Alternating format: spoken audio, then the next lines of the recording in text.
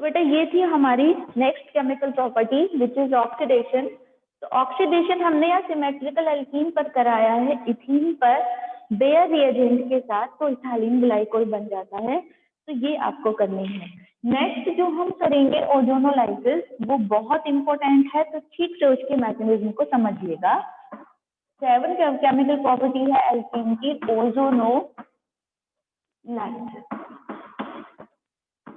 यानी कि ओजोन का अटैक करा के आपको यहाँ पर प्रोडक्ट फॉर्मेशन करना है।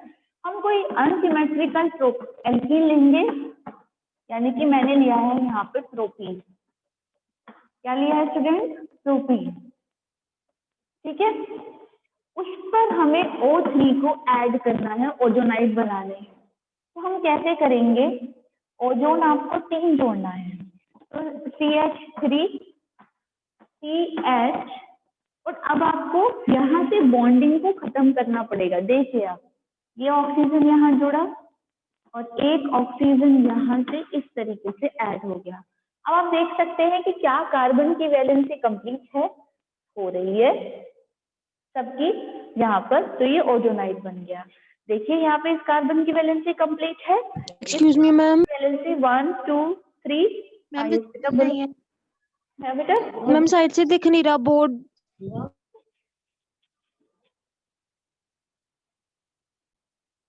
चलिए, हमने यहाँ पर बनाए ओजोनाइड। ठीक है, ये ओजोनाइड्स बन गए हमारे। इस तरीके से आपको ओजोन को ऐड करना है कि हर किसी एटम की वैलेंसी कंप्लीट हो सके। अब यहाँ देख पा रहे हैं कि इस कार्बन की वैलेंसी 1 2 3 4 कंप्लीट है। इस कार्बन की देखिए 1 2 3 4, ऑक्सीजन की 2 है, ऑक्सीजन की 2 है, तो ये ओजोनाइड बन गए। ठीक है, अब हमें इसकी रिएक्शन जिंक के साथ करानी है। ठीक है, जैसे ही हम जिंक के साथ रिएक्शन कराएंगे इसकी और वाटर के साथ, तो क्या होगा बेटा? यहाँ से देखिए, हमें क्या चाहिए, इस तरीके से ब्रेक हो गया। CH3 CHO एक बन गया, HCHO एक बन गया, समझ आ रहा है ना? HCHO ये बन गया एक प्रोडक्ट। तो यहाँ पे हमें बन गया एक तो CH3 CHO यानी कि इथेनॉल, एक बन गया HCHO यानी कि मीथेनॉल, और दूसरा जो हमारा बना है यहाँ पर वो बनेगा H2O2। ये जो ऑक्सीजन एक है ये वापस H2O2 के साथ मिल जाएगी, तो ये बन गया हमारा H2O2। तो हमारे 3 प्रोडक्ट यहाँ पर फॉर्मेट हो जाते हैं। ठीक है, ऐसे ही आप प्रैक्टिस करेंगे 2 मिथाइल प्रोपीन के साथ ओजोन की, है ना? तो आप जरूर करेंगे क्योंकि ये रिएक्शन आपके जरूर पेपर में आती है। नेक्स्ट है हमारा polymerization. Next chemical property is polymerization. देखिए पॉलीमराइजेशन, यस बेटा। मैम इसमें जिंक की रिएक्शन करानी जरूरी है? जिंक जो है वो मेटल की प्रेजेंस देगा बेटा, कैटलिस्ट है एक वो।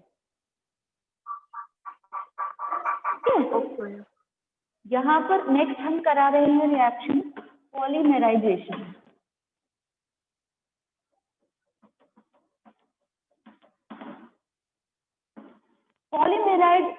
Polymerization is a process in which we prepare the polymer from the monomer. अब मोनोमर क्या होते हैं? मोनोमर स्मॉल यूनिट होते हैं जो एक लंबी चेन में जुड़ जाते हैं और जुड़कर क्या बनाते हैं? पॉलीमर बना देते हैं। जैसे हम यहाँ पर इथीन से पॉलीथीन बनाना चाहते हैं। क्या बनाना चाहते हैं? इथीन से पॉलीथीन बनाना चाहते हैं। इथीन एक मोनोमर है, तो ए नंबर ऑफ 2, मतलब इथीन की बहुत सारी यूनिट एज ए मोनोमर जुड़ जाएंगी और जुड़कर पॉलीथीन बना देंगी। तो जो पॉलीथीन है वो एक पॉलीमर है।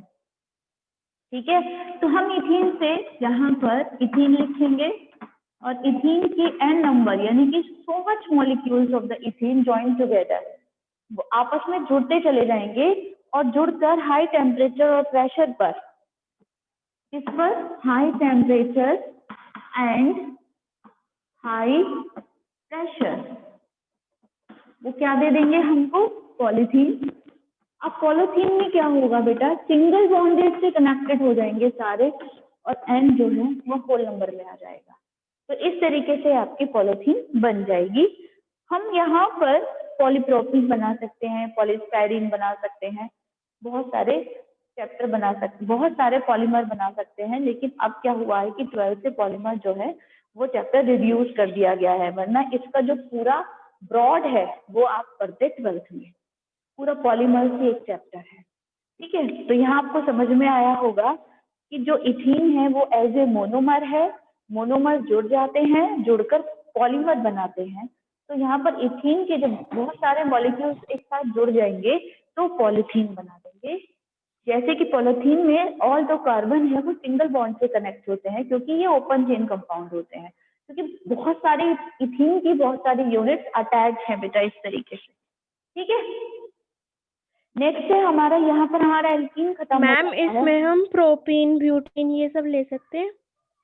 बेटा हम प्रोपीन लेंगे ना, अगर हम प्रोपीन यहाँ पर लेंगे तो पॉलीप्रोपीन हमारा पॉलीमर बनेगा, ले सकते हैं, लेकिन बनने वाला पॉलीमर भी तो डिफरेंट होगा। ठीक है, ओके अगर मैम। हम प्रोपीन लेंगे तो पॉलीप्रोपीन बनेगा, क्योंकि वो पॉलीमर है तो वो पॉलीप्रोपीन बन जाएगा, तो आप प्रोपीन भी ले सकते हैं। ठीक है, अब हम मैम इनके नेम बोलिए, बोलो बेटा। मैम इनके नेम कैसे रखते हैं?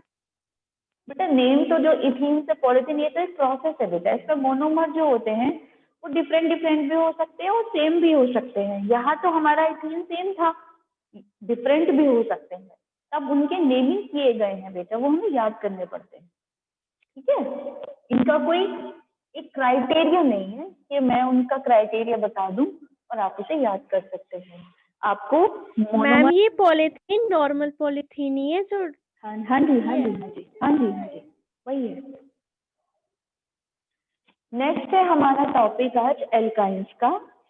तो एल्काइंस में आपको जनरल इंट्रोडक्शन देने की तो जरूरत नहीं है बेटा, या है? No ma'am.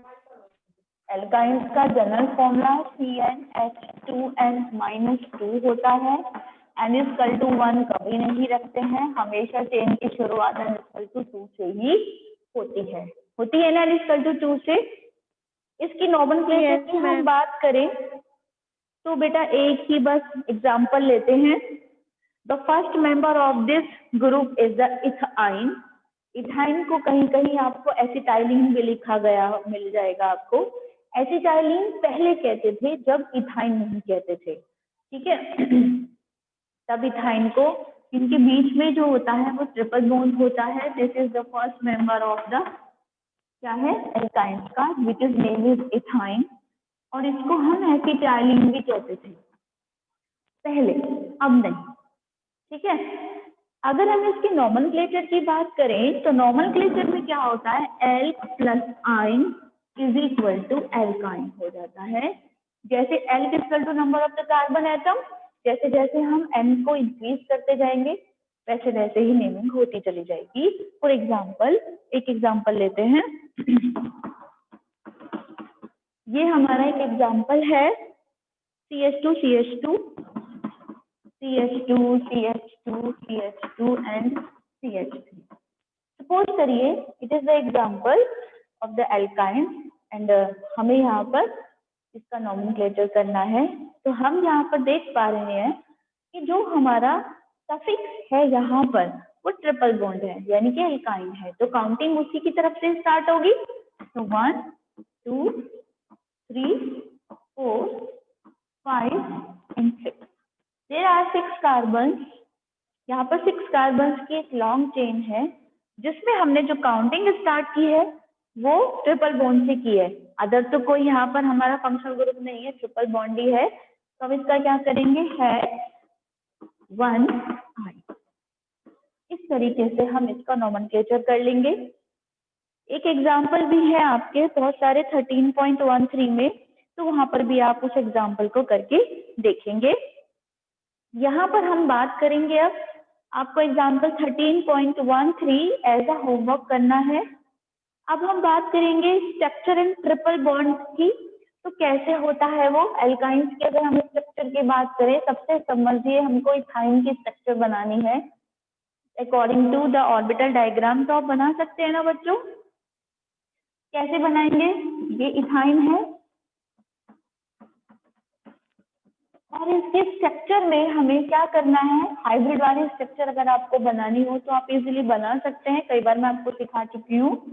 यहाँ पे कार्बन में ट्रिपल बॉन्ड का क्या मतलब है कि 1 सिग्मा है और 2 पाई बॉन्ड होते हैं ट्रिपल बॉन्ड के अंदर। सबसे पहले तो हमें यही पता होना चाहिए कि अगर कार्बन कार्बन सिंगल बॉन्ड है तो वहां पर ओनली 1 सिग्मा बॉन्ड होता है। अगर कार्बन कार्बन डबल बॉन्ड से अटैच्ड है तो वहां पे 1 सिग्मा बाई पाई बॉन्डिंग होती है।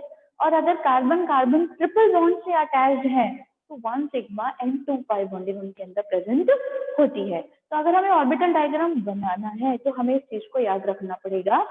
यहाँ पर हम देख पा रहे हैं कि टोटल 3 सिग्मा है और 2 पाई बॉन्ड है इथाइन के अंदर। तो अगर हमें ऑर्बिटल स्ट्रक्चर बनानी है तो हमें कैसे बनाना पड़ेगा? देखिए 1 सिग्मा है, कार्बन कार्बन की बॉन्ड के अंदर सिग्मा बॉन्ड है तो हमें इस तरीके से शो करना पड़ेगा सिग्मा को। अब यहाँ पे 2 पाई बॉन्डिंग भी दिखानी है, तो पाई बॉन्डिंग जो होती है वो लेटरल ओवरलैपिंग से होती है, यानी कि ऊपर और नीचे से जो पी ऑर्बिटल है हमारे पी वाई और पी जेड उनको हमें लेना पड़ेगा यहाँ पे, क्योंकि आपको पता है कि पी एक्स तो हमेशा सिग्मा बॉन्डिंग कर देते हैं, तो पी वाई और पी जेड से आप बना सकते हैं पाई बॉन्डिंग। तो सबसे पहले मैं बेटा बना रही हूँ यहाँ पर, ये दूसरा कार्बन हम ले लेते हैं, तो मैंने पी वाई बना लिया, तो पी वाई से यहाँ पर मैंने एक पाई बॉन्डिंग बना दिया, लेकिन अभी दूसरा पाई बॉन्डिंग भी होना बाकी है, तो मैं पी जेड ले लेती हूँ। आप देख पा रहे होंगे कि मैं इस तरीके से पी जेड ले रही हूँ, ठीक है। अब मैंने ये वाली बॉन्डिंग की है और ये वाली बॉन्डिंग की है। It is clear student? अब मेरे बीच वाला जो था ये पोर्शन ये कंप्लीट है, मैंने सिग्मा बॉन्ड भी बना दिया और मैंने 2 पाई बॉन्डिंग भी कर दी। अब मुझे केवल और केवल एक एच के साथ में सीखी सिग्मा बॉन्डिंग दिखानी है, तो मैं ऐसे दिखाती हूँ। मैम बेटा बोलिए बोलिए मैम बच्चे। पीजेड तो सिग्मा बॉन्ड बनाता है ना? कौन बेटा? पीजेड पीजेड बेटा आप कुछ भी एक जो पी हम ऐसे मान लेते हैं बेटा, जैसे ये पी एक्स मैंने इसको पी एक्स नाम दे दिया, तो मैं इस वे में कह रही हूँ ये पी एक्स है मेरे लिए, ये पी वाई है, ये पी जेड है। मैंने इस तरीके से आपको इस तरीके से डिनोट कर दिया, तो आप जो लिखना चाहे वहां पे कर सकते हैं उसको, ऐसा कोई बाउंडेशन नहीं है, क्योंकि जो पी ऑर्बिटल है p x p y p z में वो डिवाइडेड है। तो हमने क्या करते हैं, जो पी एक्स है वो एक एक्स एक्सिस पे होता है, पी वाई जो होता है वो वाई एक्सिस पे है, और पी जेड जो है वो सिलेंड्रिकल पोजीशन में होता है। तो इस तरीके से हम उनकी ऑर्बिटल की ऐसे रिप्रेजेंटेशन कर सकते हैं, फिर हम इसको बना सकते हैं, ठीक है। क्लियर हो गया student? I think it is clear for you, या कोई यस प्रॉब्लम है तो आप मुझे क्लियर कर सकते हैं। आगे बढ़े? Yes ma'am. Okay okay. अब हम वही हमारा आता है, हमने ऑर्बिटल स्ट्रक्चर की बात कर ली, हाइब्रिडाइजेशन की बात कर ली। अगर बेटा मैं हाइब्रिडाइजेशन बोलूं तो कौन सा होगा इथाइन के अंदर हाइब्रिडाइजेशन? sp2 कैसे होगा? तो एसपी होगा मैम एसपी। एसपी। आपको पता है कि जो ट्रिपल बॉन्ड होते हैं उनके अंदर एसपी हाइब्रिडाइजेशन होता है। सिंगल बॉन्ड के अंदर एक अगर हम एक आइडिया लगाकर याद करें तो अगर कार्बन कार्बन सिंगल बॉन्ड से कनेक्टेड है तो उनके अंदर एसपी होता है, जिसमें जो बॉन्ड एंगल होता है वो 120 डिग्री 8 मिनट का होता है, और उनकी जो स्ट्रक्चर होती है वो टेट्राहेड्रल होती है। ये आपको याद करना पड़ेगा बेटा, क्योंकि चैप्टर 4 में ही हम लर्न कर चुके हैं बहुत सारी चीजें। तो केमिकल बॉन्डिंग में chemical bonding is the base है बेटा, वो जिसमें हमारी बहुत सारी थ्योरीज हैं, वो उसमें से कुछ भी कट नहीं हुआ ना, इसीलिए क्योंकि वो बेस है बेटा हर चीज। इनऑर्गेनिक का भी हमें बहुत सारा आइडिया देता है, ऑर्गेनिक के भी देता है केमिस्ट्री के, तो इसलिए आपको इसे याद रखना पड़ेगा। जो डबल बॉन्ड होता है उसमें जैसे बेंजीन है, बेंजीन के अंदर sp2 हाइब्रिडाइजेशन है क्योंकि वहां पर डबल बॉन्डिंग भी है, और ट्रिपल बॉन्डिंग का मतलब होता है sp हाइब्रिडाइजेशन, और ये एक लीनियर स्ट्रक्चर शो करते हैं और लीनियर स्ट्रक्चर में बॉन्ड एंगल 180 डिग्री का होता है, तो ये आपको ध्यान रखना ही होगा। ठीक है, अब हम क्या करेंगे, प्रिपरेशन मेथड देखेंगे किसके, एल्काइंस के। तो अब हम एल्काइंस के प्रिपरेशन मेथड देखेंगे। देखिए, आपको लग रहा होगा कि इस चैप्टर में प्रिपरेशन मेथड आ रहे हैं, प्रॉपर्टीज आ रहे हैं, मैकेनिज्म आ रहे हैं। तो क्या होता है, ऑर्गेनिक केमिस्ट्री जो होती है बोर्ड में वो 28 to 29 मार्क्स की आती है बेटा, 70 में से। तो उसमें हमारे 3 मार्क्स की एक मैकेनिज्म बिल्कुल निश्चित है, डेफिनेट है कि आनी ही है। तो आपको वो अच्छे से लर्न करनी पड़ती है, जो सिलेबस में मैकेनिज्म इन्वॉल्व है वो आपको करनी पड़ेंगी, क्योंकि मैकेनिज्म पर एक क्वेश्चन जरूर आता है बोर्ड में 3 मार्क्स का। फिर ऊपर से कन्वर्जन आते हैं, कन्वर्जन जो आते हैं लगभग आपके 3 to 4 मार्क्स के आते हैं। तो उसमें क्या होता है, अगर आपको प्रिपरेशन और प्रॉपर्टीज लर्न है तो आप रिएक्शन को कंप्लीट कर सकते हैं, आप कन्वर्जन कर सकते हैं, आप वहां पर क्या कर सकते हैं, टेस्ट कर सकते हैं, क्योंकि 2 नंबर का टेस्ट भी आता है। टेस्ट का मतलब है कि एक आपको बेंजोइक एसिड दे रखा है और एक आपको दे रखा है नॉर्मल एसिटिक एसिड। तो वो पूछेगा बताइए किस टेस्ट के थ्रू आप इनको डिफरेंशिएट कर सकते हैं, कैसे पता लगाएंगे टेस्ट करके लैब में कि बेंजोइक एसिड है या ये एक हमारा सिंपल एसिटिक एसिड है। तो इस तरीके से टेस्ट भी आता है। तो उन ये सब जो मैंने आपको बताया, कुछ रिएक्शन कंप्लीट करने के लिए आती है, उनमें रिएक्टेंट होता है, प्रोडक्ट नहीं होता है। तो लगभग 10 मार्क्स का काम हो गया ना। तो वो 10 मार्क्स का काम आपकी केमिकल प्रॉपर्टीज, फिजिकल प्रॉपर्टी और आपका प्रिपरेशन मेथड को तैयार करने के बाद ही होगा। तो इसलिए आप हर ऑर्गेनिक में हर चैप्टर में क्या होता है, पर्टिकुलर अगर हम एल्कीन कर रहे हैं तो उसकी प्रिपरेशन मेथड प्रॉपर्टीज होंगी, अगर हम एल्काइंस कर रहे हैं तो उसकी प्रिपरेशन मेथड और प्रॉपर्टीज होंगी, ताकि आप उनसे रिलेटिव क्वेश्चन को कंप्लीट कर सको, रिएक्शंस को आप कन्वर्जन कर सको, आप टेस्ट कर सको। तो इसलिए 10 से 12 नंबर का काम आपका इन्हीं पर बेस्ड होता है, तो आपको इनको बहुत ध्यान से करना होता है। लिख लिख कर आप प्रैक्टिस करेंगे रिएक्शंस की, क्या हम लेके चलेंगे, क्या कैटलिस्ट होगा, क्या उस कैटलिस्ट का प्रोमोटर हो सकता है, और क्या ये प्रोडक्ट हमारा फॉर्म होगा। ये आपको थोड़ा सा याद रखना ही पड़ेगा स्टूडेंट, क्योंकि जब आप फिजिक्स में या मैथ्स में फॉर्मुलेशन करते हैं तभी तो आपको कोई चैप्टर करना होता है, तो आप क्या करते हैं, फॉर्मूले लर्न करते हैं पहले उस चैप्टर के मैथ्स में। तो वैसे ही हमारे ये है, यहाँ पर हमें इनको लर्न करना ही पड़ता है कि हम इस एल्कीन को, इस एल्काइन को कैसे बेस बना के पढ़ें कि हम इनसे रिलेटिव क्वेश्चन को कर सकें। समझिए, दीज आर द फॉर्मुलेशन। ठीक है, समझ में आ रही है स्टूडेंट मैं क्या बताना चाह रही हूँ। तो एक रफ कॉपी लीजिएगा, प्रैक्टिस कर करके इनको लर्न करिएगा, तभी आपके लर्न होंगी, अदरवाइज ऑर्गेनिक केमिस्ट्री लर्न नहीं होती है। क्लियर। अब हम चलते हैं अपने टॉपिक पे, जहाँ पे हम कैल्शियम कार्बाइड से बनाएंगे, क्या बनाएंगे, कैल्शियम कार्बाइड से क्या बना रहे हैं हम, एल्काइन, और एल्काइन में हम फर्स्ट मेंबर ही बनाएंगे इथाइन। तो हमारा टारगेट है कि हम कैल्शियम कार्बाइड से इथाइन को फॉर्मेट कैसे करेंगे। तो कैल्शियम कार्बाइड का फॉर्मूला होता है, नंबर फर्स्ट है फ्रॉम कैल्शियम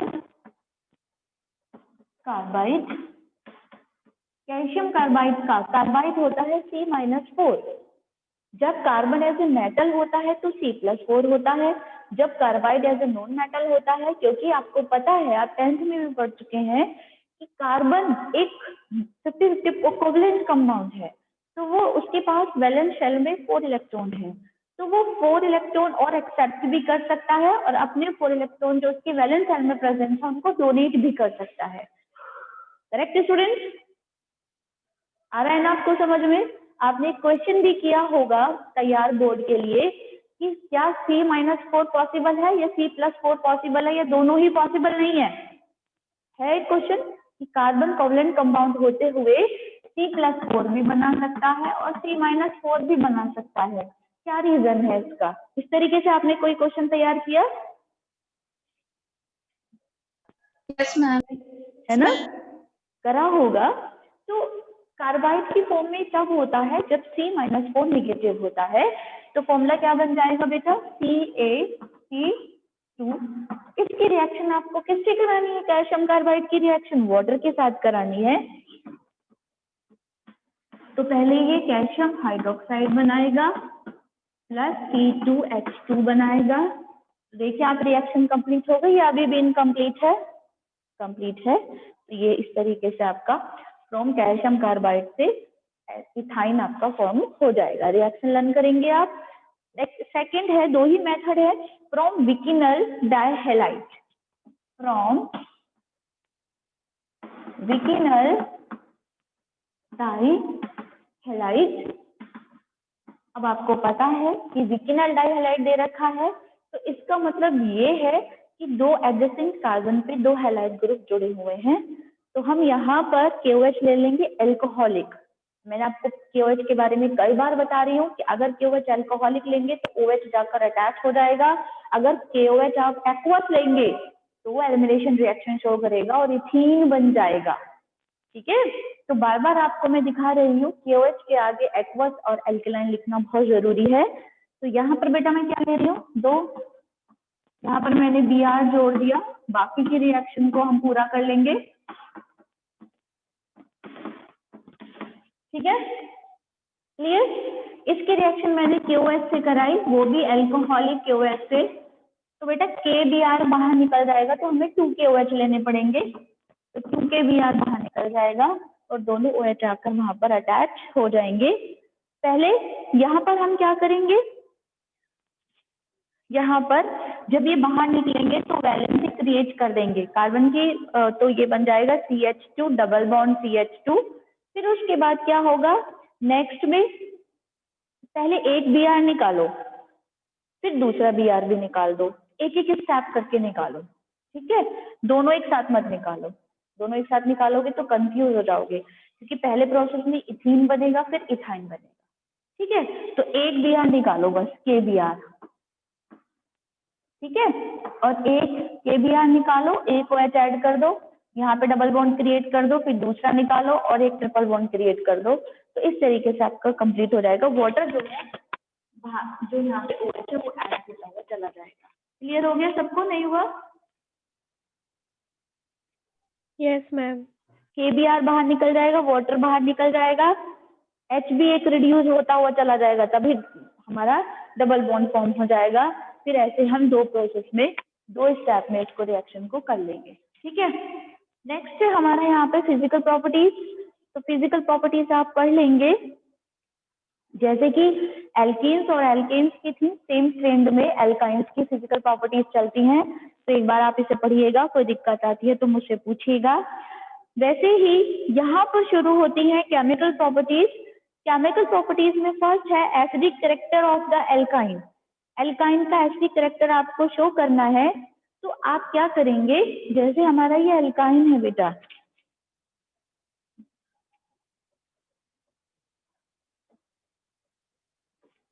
ये हमारा क्या है, हम यहाँ पर बात कर रहे हैं केमिकल प्रॉपर्टीज की।